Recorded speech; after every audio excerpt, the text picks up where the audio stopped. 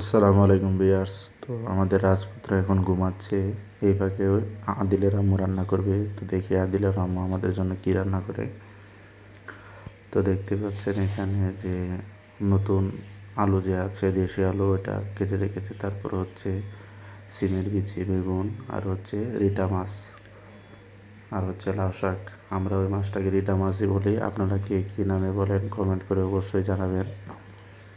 আর পেঁয়াজ কুচি, কাঁচামরিচ, তারপর হচ্ছে পেঁয়াজ বাটা, রসুন বাটা নিয়ে নিয়েছি। আর এগুলো হচ্ছে দেখতে পাচ্ছেন যে করলা আর আলু কেটে রাখা হয়েছে। তো বুঝতেই পারছেন আজকে কী রান্না হবে। আজকে রান্না হবে করলা ভাজি আর হচ্ছে রিটা মাছ দিয়ে তরকারি। তো করলা ভাজি করার জন্য করলাগুলোতে একটু লবণ দিয়ে ভালোভাবে কষলিয়ে নেব এবং 5 মিনিট রেখে দেব। তাহলে করলার যে তিতা ভাবটা আছে ওটা চলে যাবে। তো এখন একটি কড়াইতে তেল দিয়ে আস্ত জিরা দিয়ে দিলাম। তারপর দিয়ে দিলাম হচ্ছে রসুন কুচি, তারপর দিলাম হচ্ছে পেঁয়াজ কুচি। এখন দিব হচ্ছে কাঁচামরিচ। কাঁচামরিচ দিয়ে এটা ভালোভাবে একটু ভেজে লাল লাল করে নেব। লাল লাল করে নেওয়া হয়ে গেলে করলাগুলো যে আছে করলাগুলো দিয়ে দিয়েছি। করলাগুলো দিয়ে এখন নেড়ে চেড়ে এগুলো ভেজে নেব।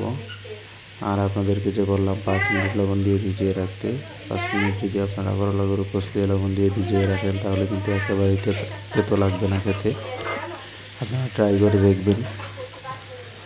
তো এখন করলাগুলো ভেজে নেব। এদিকে আমরা রিটা মাছের সাথে হচ্ছে পেঁয়াজ বাটা, রসুন বাটা দিয়ে দিয়েছি।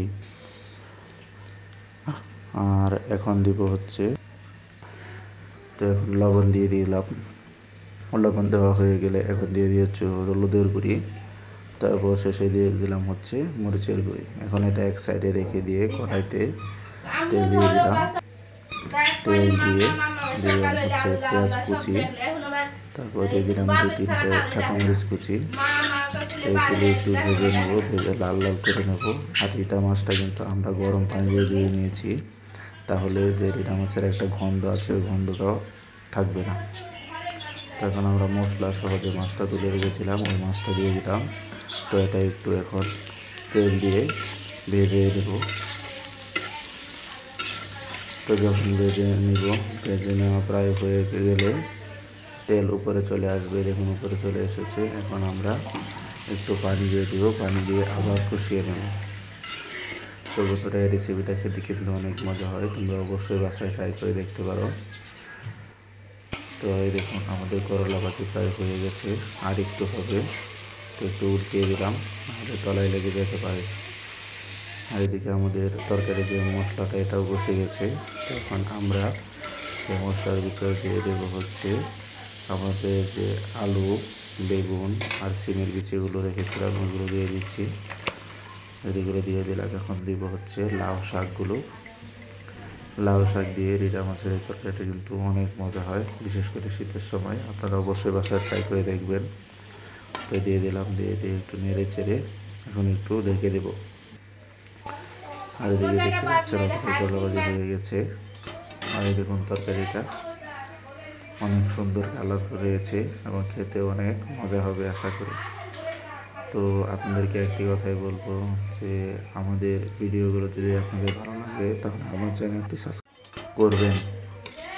ভিডিওগুলো দেখার জন্য আপনাদেরকে অসংখ্য ধন্যবাদ।